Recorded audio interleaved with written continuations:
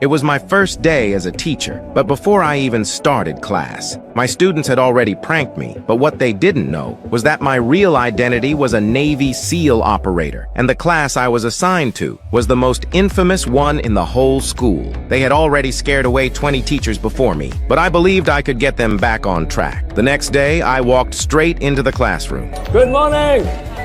This time, the students seemed a bit calmer, but during class, they still ignored me completely. Some were eating, some were sleeping, and some were even playing video games. I introduced myself first, but no one cared. They thought I was just as weak as the teachers before me, but what they didn't know was that I had prepared a surprise for them. I picked up a rubber band and a piece of chalk from the desk.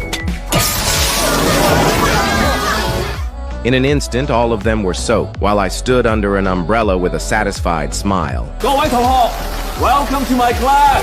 Even though I gave them a good lesson, they still had no interest in studying. To change them, I first allowed them to smoke in class, and announced that whoever correctly answered 3 of my questions could leave immediately. I asked one student to hand me a pack of cigarettes, then asked them what ingredients cigarettes were made of. 尼古丁。你未舉手。尼古丁。仲有呢？焦油。Any more? 同埋一氧化碳。中。